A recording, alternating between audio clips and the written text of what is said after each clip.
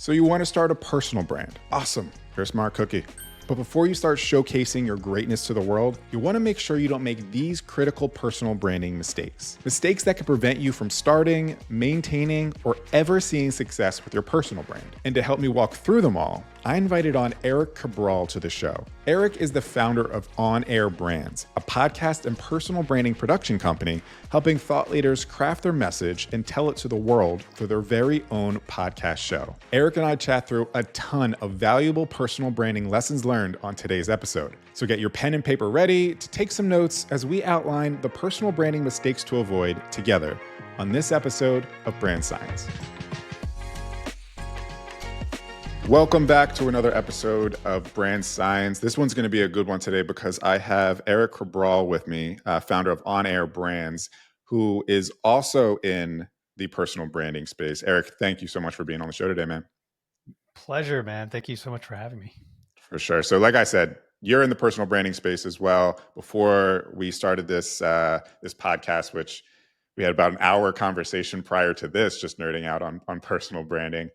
Which could probably be its own podcast. But I wanted to have you on today because I thought it'd be a really cool idea to have someone else who shares the personal branding service space to just kind of nerd out and talk about personal branding itself, but like common misconceptions and mistakes that a lot of people who want to start a personal brand are making.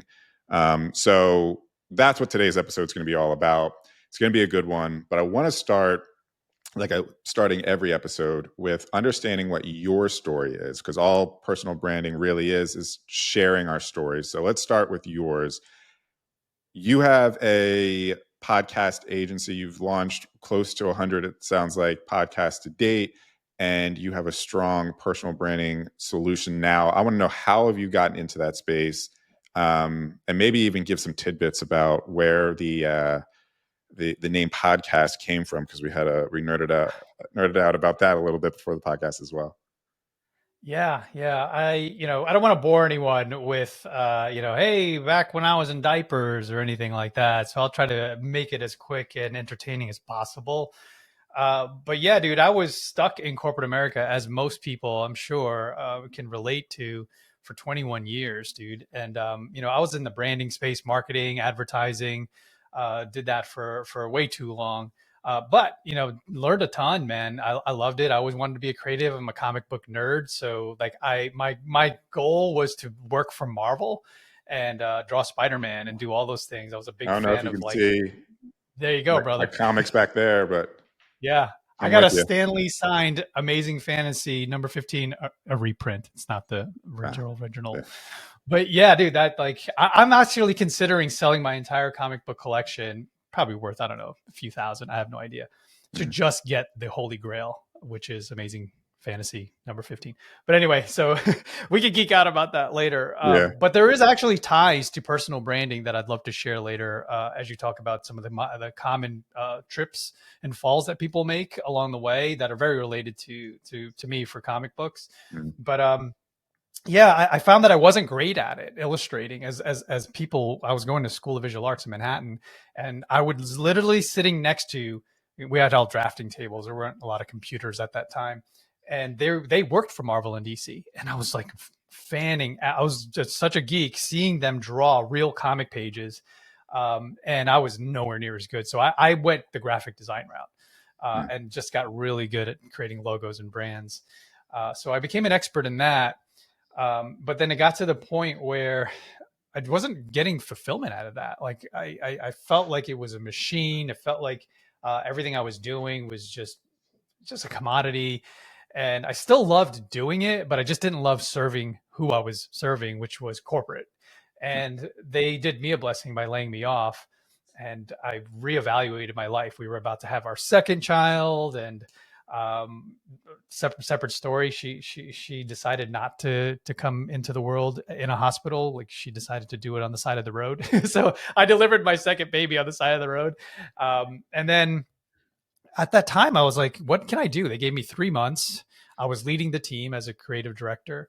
And they were like, you have to lay everyone off, and you're the last to go. So shut the light off and lock the door behind you. Yeah. And, nice knowing you.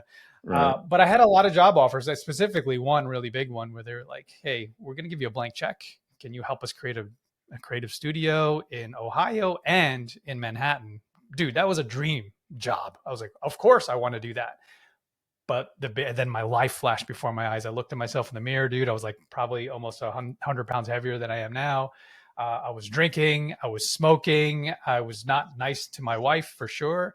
And I was like, I got to do something else with this. Like, if I take that job, I'm probably never home. I'm flying back and forth. It was Chicago, actually, not Ohio.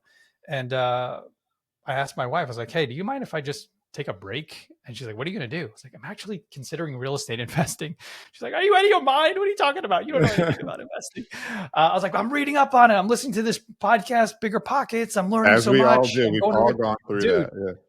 for I myself sure. as well. And she was Yeah. like, okay, well, what's your plan if it doesn't work? I'm like, yeah, no, don't worry. We'll, I'll go back. I'll go back, even though I knew I was burning the boats in my head, dude. I Yeah. burned the boats. Yeah. Just that's what got it all started, dude. Got into real estate investing, got it, surrounded by amazing people who had an abundance mindset.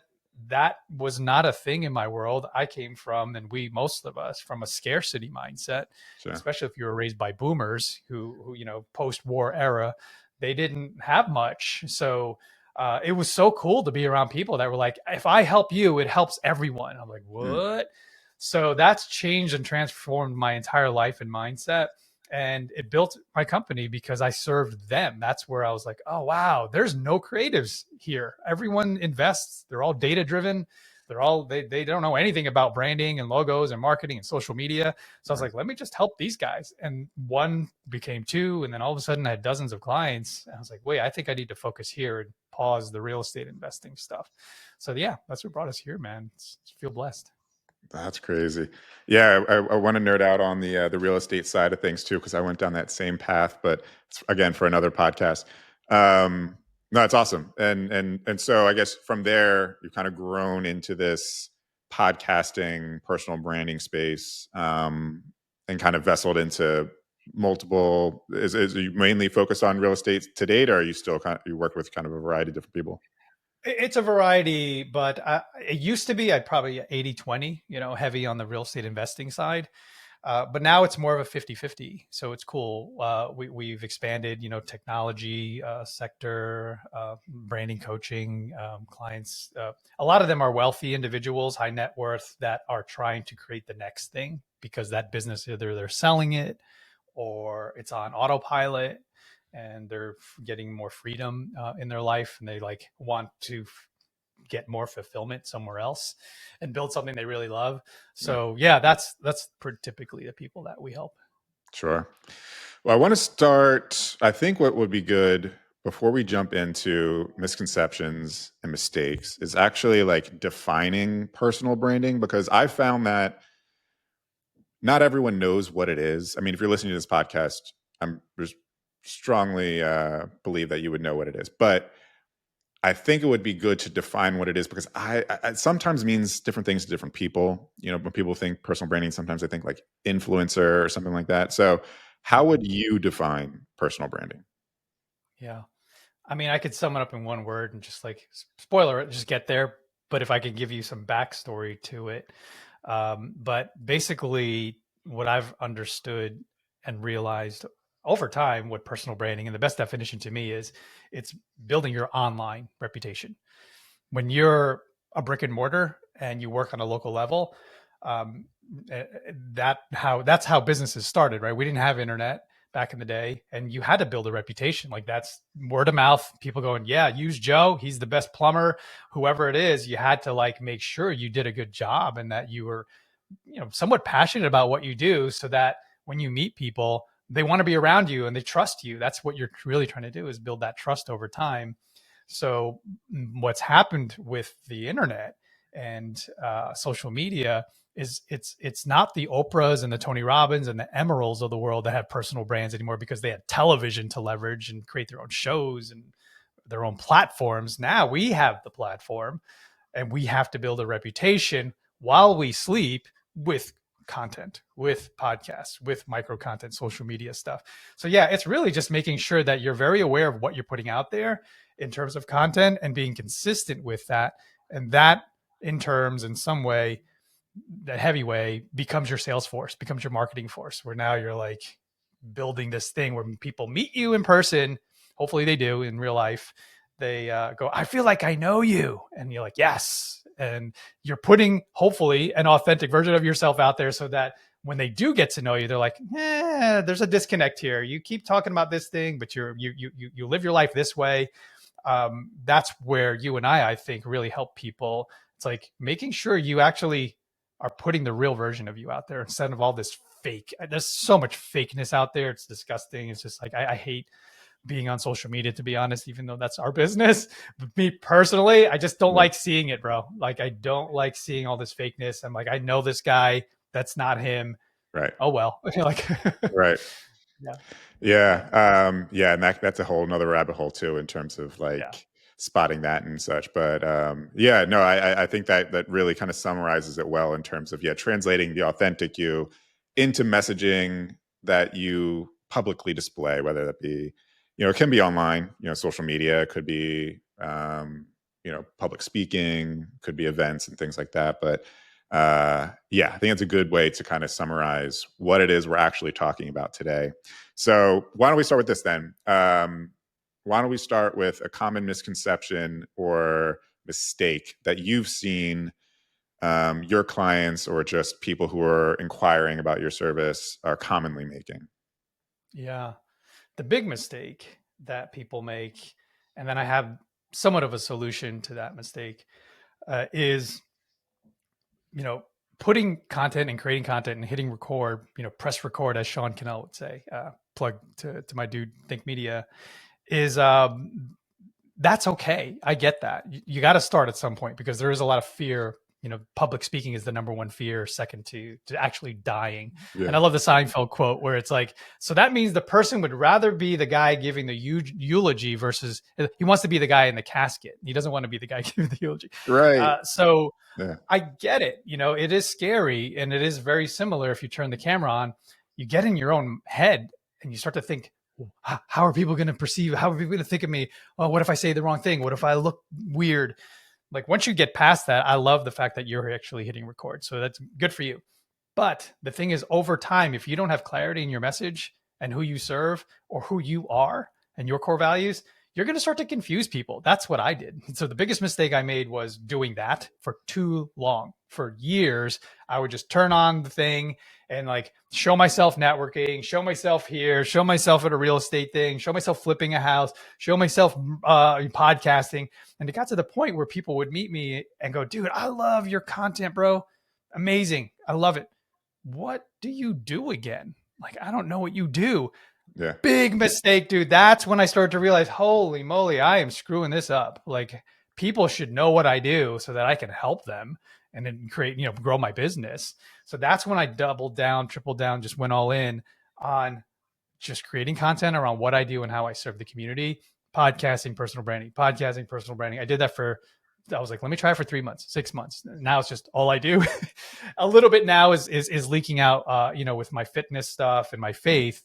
But for sure, made sure that I landed the platform and making sure that it was this consistent thing. And most people make that mistake. One example I'll share really quick is I would have friends come up to me and go, dude, why are people asking me how to develop a cold plunge, how to build a cold plunge in my house? Like, well, that's because you keep posting yourself in saunas and your cold plunge stuff. I'm like, yeah, but I'm a real estate investor. Like, well, then stop posting lifestyle. Do you want to build a lifestyle brand? No. And I'm like, I'm an investor. I'm like, then don't put that content out there. Put it out there, but maybe less of it and more of your actual projects and what you're doing. And that's when people associate you with that thing. So yeah, those are the biggest mistakes I think people have. Yeah. No, I relate to that very, very much as well, especially coming in, like you're saying, there's so much to consider when you're starting a personal brand and starting to create content, that like the strategy of what to post can feel overwhelming. Not, taking into consideration like what camera should I be using and my lighting and backdrop and all that kind of stuff. So we get so overwhelmed, but to defeat those I guess, limiting beliefs and actually press publish, yeah, is step one. But then, like, what are you actually publishing? How often? Are you guiding people to an offer? That's the stuff you end up figuring out later on. But sometimes, it can be too late, and you get so fed up with the whole thing that you just quit anyway before you get to that point. Yeah. You mentioned something cool there, though, Dave. Is people get so tripped up on the hardware of it and the software of it. Like, hey, Eric, I want to start a podcast. Dave, I want to start this thing. What camera do I buy? What lighting do I buy? What microphone? I'm like, why don't you put that energy and effort into your content strategy? Why don't you figure out who the heck you are first? Like, what do you stand for? What are you against? Like, figure those things out versus that's the easy stuff. There's so much content out there on what cameras to buy. I'm like, you're focusing on the easy thing instead of the hard thing. So that's where I'm always like, stop, folks. Don't worry about that. Like, just go with the hard thing, and then everything else will fall into place. Yeah. I mean, we talked about at the beginning before we start really recording was this, where podcasting started and how early on it was, you really had to record something and upload it to a stream, and you couldn't even see the person and all this kind of stuff. And it was just very bare bones, but all they cared about was just like getting their voice heard. There wasn't a lot of glam and glitz to the whole process. It was just, this is my voice out there. I have something to say. So starting there with just like showing up and actually knowing what you can say because you've done that self-awareness. But yeah, just showing up and actually pressing record and publishing is like, just focus on that as step one. And then the how of like the quality of the video and the lighting and all that kind of stuff you can build on over time. Yeah. I actually, so on my end, from a mistake, I have something kind of similar. I want to piggyback off of that because you mentioned a lot of people you mentioned like different types of content that you're publishing and confusing people. On a similar note, I think, there's kind of three pillars of types of content to be publishing. One of which is, your value content, providing insights, things we're doing today in terms of like mistakes to avoid and all that kind of stuff. Things like, personal life. I want to understand who you are beyond just your business outside of the office. And so I can understand if we share core values and things like that. And then the other thing being that, okay, you can have all that stuff, but at the end of the day, you still want to convert an audience follower into a sale. So you still need to show up and say what you do and why you should use you and give sales type content. And one of the biggest things I see is people are typically only doing one of those types of content, right? So they're too worried about being a know-it-all or shoving value in your face. So they only post personal content, because they feel icky trying to like sell you something or come across like they know everything, or they're creating content that is just strictly value and just spitting facts at you, and they're just like a talking dictionary that you never get to understand who they are. Like, would I want to use you as my coach? But do I like who you are as a person? So yeah, one of the areas I commonly see is just that they're not being like diversified with the types of content you're publishing so that we get the full understanding of who you are.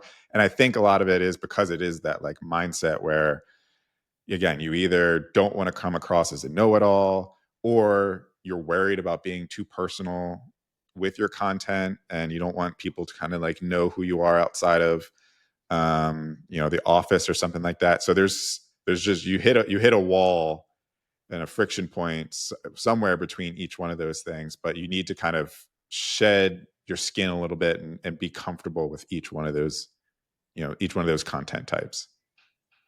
Yeah, I love what you're pointing out here. And for anyone, and I'm just going to summarize what you said, and then I'll have a potential solution for people. That it's funny because we're blessed with knowledge, but also cursed with it too, right? Because it seems obvious to me, but I think people out there who are listening to this might be like, "Oh crap, there it is. That's the aha." So hopefully, this is the nugget that you came for. So you said that there's people out there that struggle. Like, they either go one extreme or the other, right? It's very binary. Like, I'm really, really heavy on the data or the information that's valuable for you to learn and execute on, right? But then there's the other side of things, and there's specifically people in my head that are popping up that are friends of mine, where they go super heavy on the personal stuff, like almost too much. It's like too much information about your personal life, but people love them, right? They're quirky, they're funny, they're beautiful, whatever it is. So you got that side and you got this side. But how do you merge the two? And easier said than done. This is really difficult. And this is where I'm like, wow, this is great because I'm decent at this. I'm pretty good at this. And this is how people can do it and merge the two is you have to bring stories to the table, personal stories that have lessons embedded within them. And the only way to do that is to actually reflect on your life and think about the things that you screwed up. You have to be vulnerable and you have to start seeing the zeros and ones that got you to where you are. It's really hard. Imagine going like, I can't go to my, say grandfather or somebody and you'd be like, hey, teach me what I shouldn't do. What are the things that you failed at? Most people are like, they don't want to think about those things and they never reflected on them. So they never extracted the good stuff, the valuable lessons that they have learned so that we don't repeat those mistakes. So that's the thing is go into your life and figure out where did things, like where was some pain that you actually experienced and then share the pain after it's healed. Not, please don't air that dirty laundry when you haven't figured out the lesson from it yet. Yeah. So if you can start sharing personal stories, that's the personal brand. That's a huge element right there. And then you can start to share it so people can understand what lesson that they can extract. And so much value is way more than just the data. Go give me all that other stuff. The best personal brands out there have stories that they continuously share. And then we resonate with them on a personal level because now you're going to find your tribe of people that relate to that stuff. And one strategy to finding those stories that I found was really useful for myself is because, to reflect on your life, maybe there's like 3 or 4 life-changing, altering things that will immediately come to mind. But there are still kind of like micro stories throughout your life that probably impacted you much more than you actually realized, but you just didn't really put a pin in it too much to really remember it. So one strategy that I would say is easy to do, go into your phone, go to your photos album, scroll all the way back to the beginning and just scroll through your life. I mean, if you've had your phone since the iPhone came out or whatever in 2008, you probably have a lot of photos in there and you've taken photos of, maybe it's back in the day on Instagram where we used to take photos of our breakfast and stuff. But otherwise, you've probably taken pictures of like vacations, places you've traveled, events you've been to, people you've met. These are like micro moments that really did play a larger part in who you became, and just reflect on those photos for a little bit and say like, did I learn anything from that? Did I become a better person from this experience? And those are going to like shine to light, the moments that you otherwise probably would have forgot. Yeah. The challenge there, this is the really hard part too, Dave, is it's a great exercise, is we often highlight the good stuff, right? Everything that we post, mostly everyone, 99.9% of people, it's the highlight reel. But the thing is to remember what's the pain in between. Like where were the things where I struggled to get to that? Maybe I'm on that vacation, but what did it take to get to that? Maybe that beautiful wife, what did it take to get to that? Who did I have to become in order for that highlight reel to be, published and viewed? So I think it's a great exercise, but then, journaling or even just taking the time out of your day specifically for what works for most. If you're a Hal Elrod fan, with the Miracle Morning, you can take the time necessary to reflect on the pain, because we don't want to visit that stuff. And you've heard them saying that your mess is your message. And if you could put that out there in a real way, you're going to attract more people, because then now you're not this bulletproof person that no one can relate to, like Superman. You can't relate to that superhero. I love Spider-Man because he was a pimple-faced geek like I was that couldn't get the girl. So that's what we want to do, is show that version of us where, hey, I'm just like everyone else. I'm not superhuman. So yeah, that's what I recommend. Like, visit the hard stuff, do the hard stuff. Love it. On your end, what's another mistake or misconception? And I don't want this to be kind of a bashing of people, so We should kind of put this in I a bash coding. myself in this too, dude, because I made all those mistakes. I just want to make sure Yeah, people don't yeah. make We'll the frame mistakes this I as made. the Yeah. mistakes that we know we've made. Yes, for sure, for Yeah. sure. What's But one on your end? another mistake, dude. Shiny object. I mean, you can relate, I'm sure. Because when I got into it in 2018, hustle grind, hustle your face off, like hustle porn they call. Um, Gary basically leading the charge to that. I adopted that for real, and it was cool and sexy to go. I own 5 businesses, but meanwhile now I'm struggling like tax time and 5 LLCs and like Yeah, it's like having all these children and I can't focus on any of them because there's too many. There's too many voices and too many things. I need me. you So now got I'm beginning to five shed all of children. that nonsense. You got five Yeah. children. You can only give 20% to each. Yeah, it's terrible, dude. So Yeah, now I'm like regretting that. In the beginning, it was cool. I'm like, hey, I got a real estate company. I get this, I get this, I get this. But now I'm like, no, I have one thing. It's like it's on air brands. That's all we got.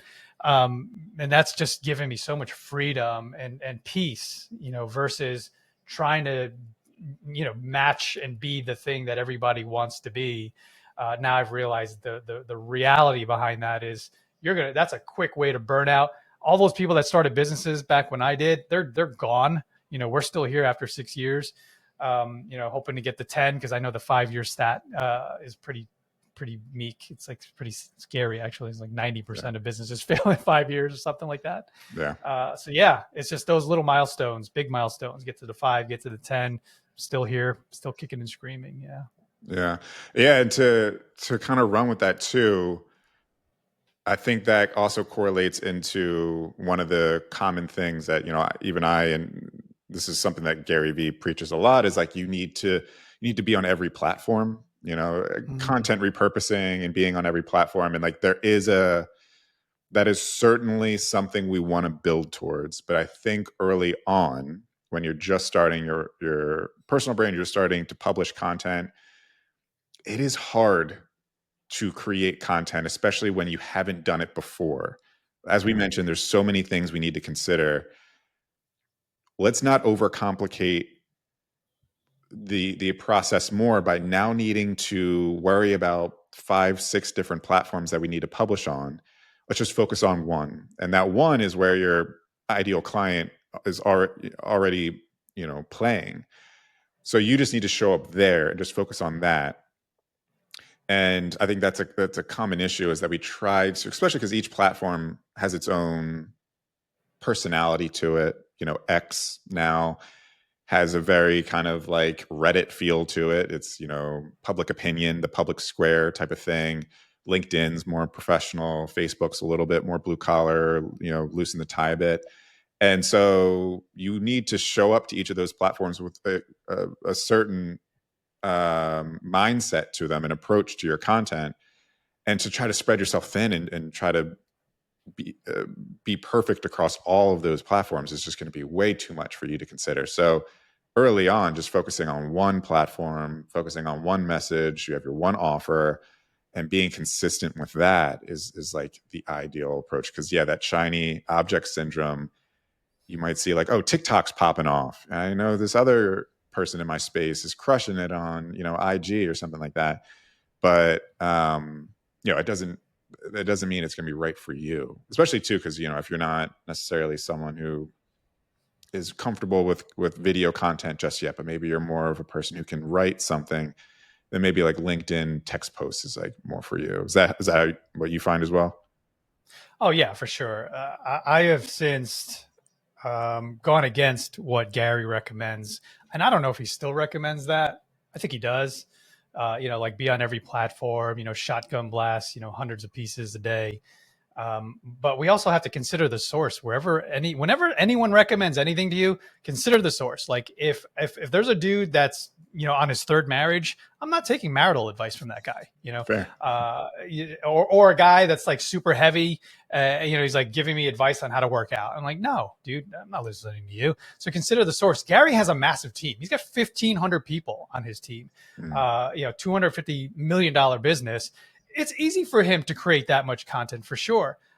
It's easy for me. My team is a fraction of that. But they do all my content. They create my content. They take things and they chop it up. But for the average person who's starting out, like, hire a VA for sure. Do it yourself, and then pass it along. Create the systems and process for yourself, and then give it to someone so that you can focus on the thing that matters most, which is the content, the strategy, the message behind it. When you get stuck in the tools, be the architect and not the handyman in that situation, and just like give it to someone that can do it easily.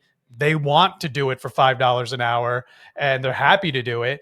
All you have to do is guide them and give them, the instruction so that you can start freeing yourself up to do more things. Yeah.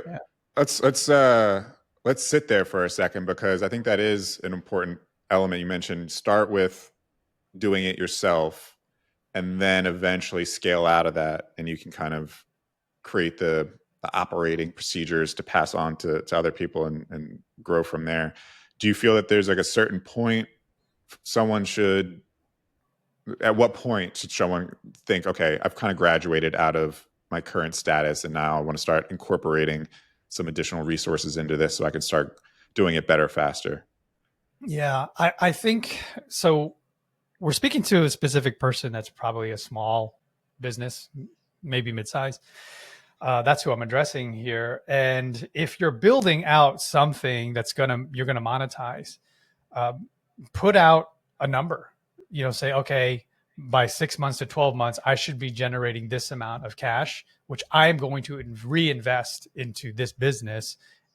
Percentage of that is going to be towards marketing. That is a marketing budget, a line item, in the business. So then now you could say, okay, if you don't know what that is, typical $5 to $10 an hour, a VA in the Philippines, let's say, can do the editing. They're very skilled at creative stuff. I'm Filipino, so I can say this. Like, we're just naturally, just gifted with creative solutions. So a lot of these guys can do this at that price point. So then what is that, times 40 hours a week? What is that times 12 months? And then now start to think, okay, I'm going to create a business where I'm going to take that amount of cash, it's 12,000 or it's 20,000 towards creating content for me. And then you can go from there.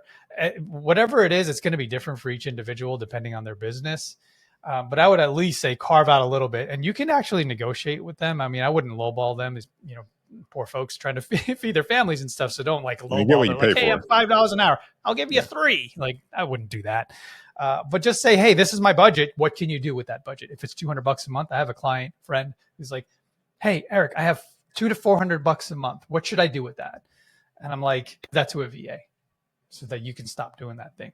Mm-hmm. Yeah. And rolling off this too, the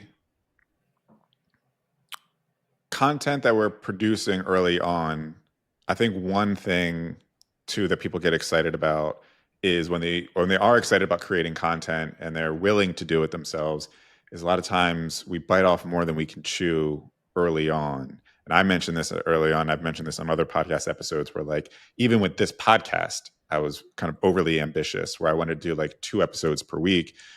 And we talk about doing a vodcast, a video podcast. There's even more layers to this whole thing because we're incorporating video, not just audio. And then, like we talked about download times and upload times for like 4K files can be like hours of time. And so dedicating your time to making sure all this, you're able to do the editing and uploading and downloading. Early on, we have such high ambitions, and then when it comes down to the execution, we don't realize how much part of our week is going to end up being eaten up by the whole thing. So I think we're in the podcasting space. I think what's great about having a long form like podcasting is that you can just record that once, and as you mentioned, splice that up. And now you have not just one long form piece of content, but you can have maybe 5 to 8 pieces of short form content that come from that. So you're not reinventing the wheel every time you want to go, oh crap, I need to go post a reel. Let me go set up my lights again. Let me go do my hair and makeup and make sure that everything's great so that I can record, then edit that 30-second reel, and that takes you an hour in itself, just to do that one reel or whatever. So I think early on too, probably a good thing for a lot of people is just like focus on one long form piece of content, splice that up, and just get used to like the process of creating versus trying to create multiple forms of content that you're not used to creating from the beginning, and then that ends up taking up your entire week as you become like a full-time content creator. Oh yeah, exactly. Yeah, that's a challenge for sure. Getting caught up in the thing, and then eventually, if you don't get to the point where you can hire someone to take it over, you get discouraged and you just don't do it anymore. But the thing is, what we've come to realize, the good thing that came out of the hustle, your face off era, is that we can create. We have to become and understand that our businesses have to also be content creation machines. It has to be like your own media studio. And there are some businesses, a lot of them that I work with, that have realized that, but they don't want to do that. They don't want to build it. So they hire us. They're like, oh, you're our content media production team versus let me build my own. But we've had clients where we've launched their podcasts and then we've helped them go and build a media company for themselves. So yeah, and I know Vayner does that as well. They actually consult on, oh, you can't afford our $200,000 a month. Why don't we just help you build a team that you need? So that's the thing. It's really difficult, especially when you're starting out, to do it yourself and then get it to the point where you could just pass it along. I get it. And then maybe it's just scaling back. Maybe it's just not doing it so perfectly. Maybe you don't have to be, I could tend to be a little bit anal. I've realized just let it go. It doesn't have to be perfect. Well, I think It's okay. that's specifically an issue when it comes to people who are in the creative space. If you're a very creative person, then you're like your harshest critic, that you want things to be so well edited and refined. So if you're a creative person, I feel like it's even harder to be starting a personal brand, because everything you put out there, you're putting through the lens of like, this represents my ability to edit and create. So it's not just what you're saying, but it's how you're saying it too. Yeah, for sure. It's creating the standard and then also being okay with like, okay, it's a notch or two below the standard, because we want to be here. Here's the bar, but we understand the reality of it, especially when you're trying to scale something and do more of it. Something has to give. But that standard, even though it's lower, is way higher than most. So just kind of knowing your space too is like, And the definition of way higher than most is that you actually showed up and pressed publish, because like with LinkedIn, they say what, like 2% of LinkedIn actually posts anything, and the other 98% are just spectators. So the fact that you even post something one time a week, you're already far beyond your competition. So let's not overcomplicate it with the how of it too, right? Let's start with just staying consistent with it.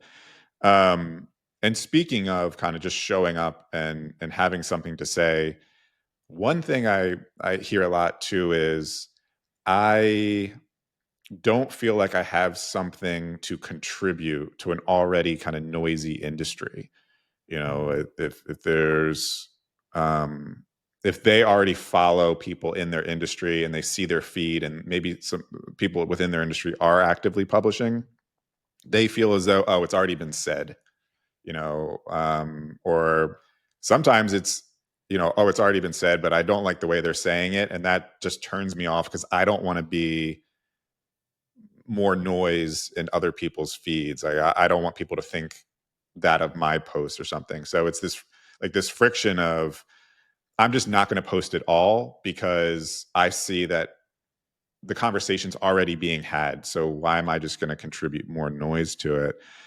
And my opinion there is that's the entire definition of personal branding, is the fact that you have a specific, unique angle or framework or take or method to that conversation, right? If you really were to go through some of the reflection that we've talked about, you would find that you do have a good story to tell around it, or a unique opinion to it, because that's the personal side to you that only you can have.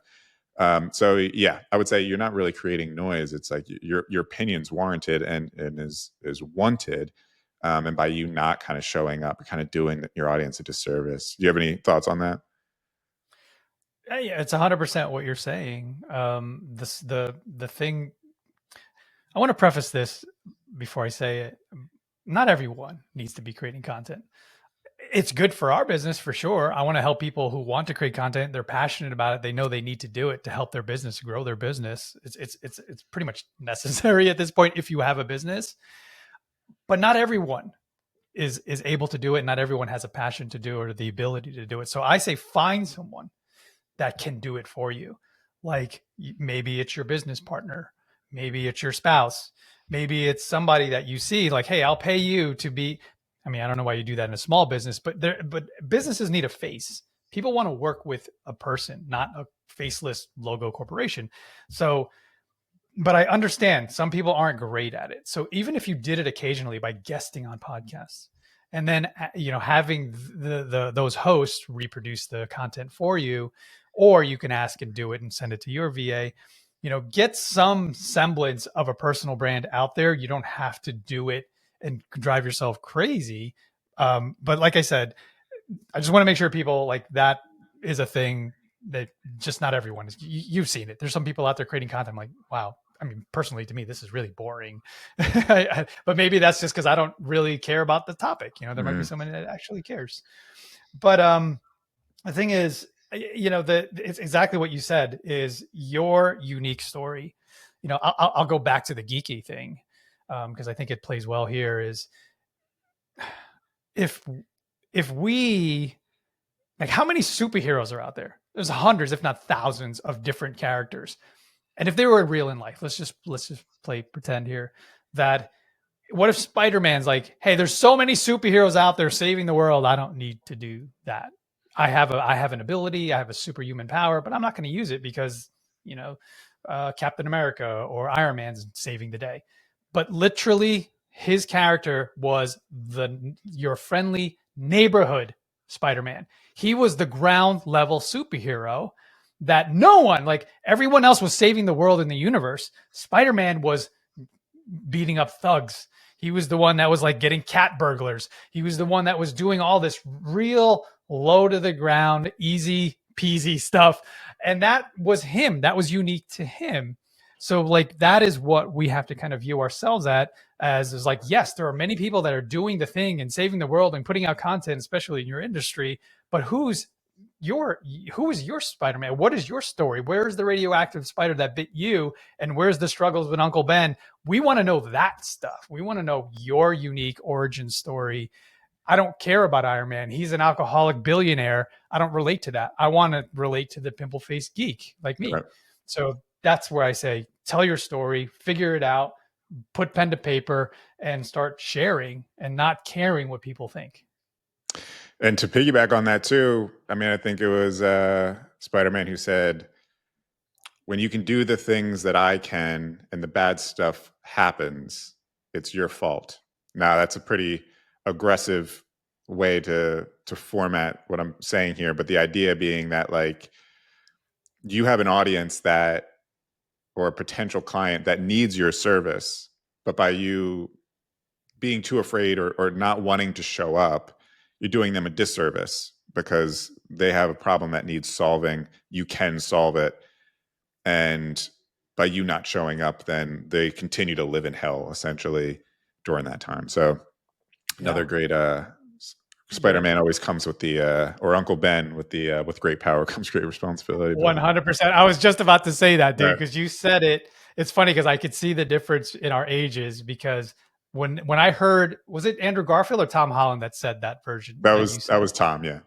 It's Tom Holland. Yeah. I was like, wow, he's saying so many words just to say with great power comes great responsibility, because that's the saying, right? Yeah. And which is super powerful, man. It is true. And people don't want to look at themselves as, we all have imposter syndrome. So it's like, oh, I'm not a superpower. I'm a super human being, but you have an ability. You have a unique solution to something that somebody hasn't figured out yet.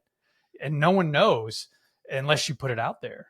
And you have to do the work to see like, what problem do I solve? And then if you ask yourself, well, what's unique about me?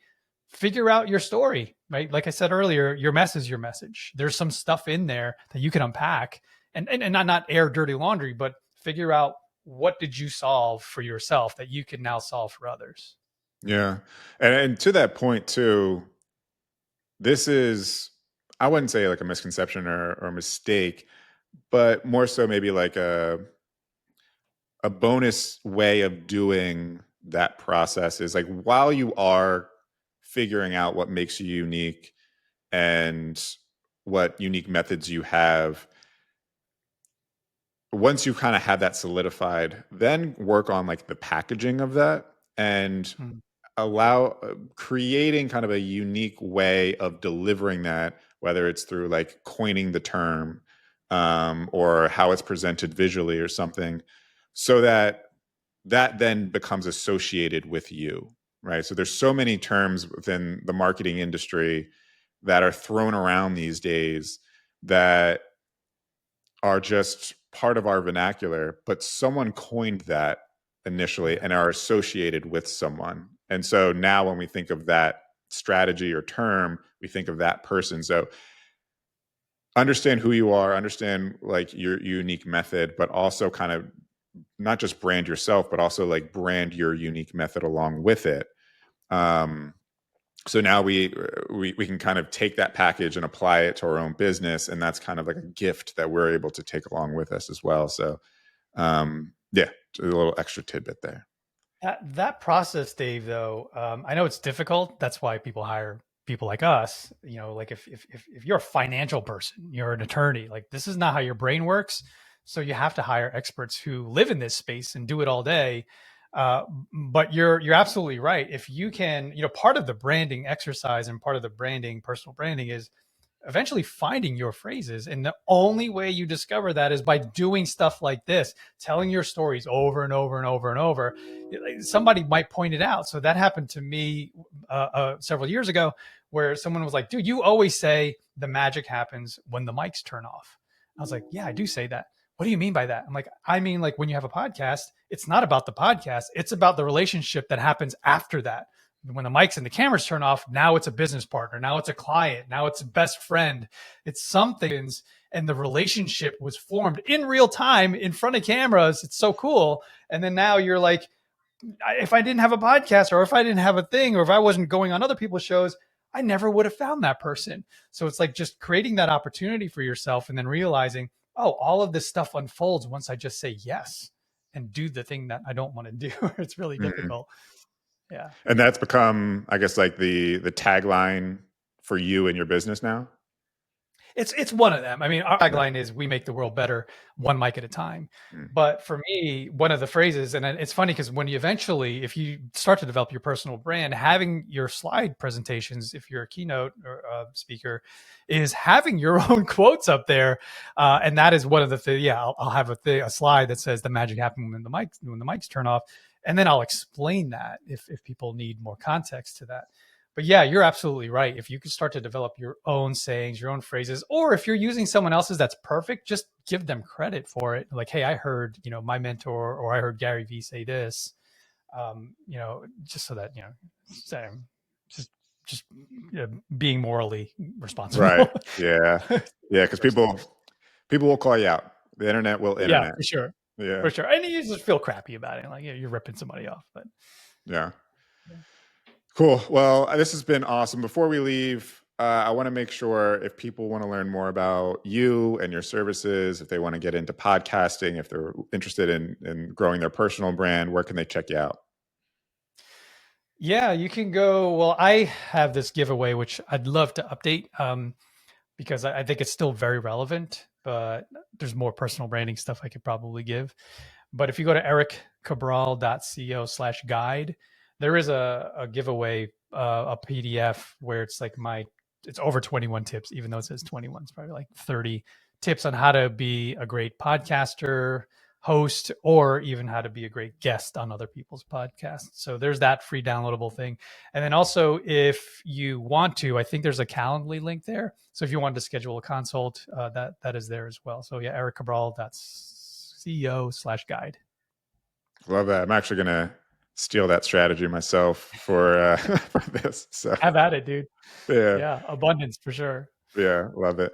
Well, Erik, this has been awesome. I knew we were going to be dropping some gems today, and I don't think we disappointed. So appreciate your time today, man. Yeah. Appreciate you, man. Yeah. Thanks for having me.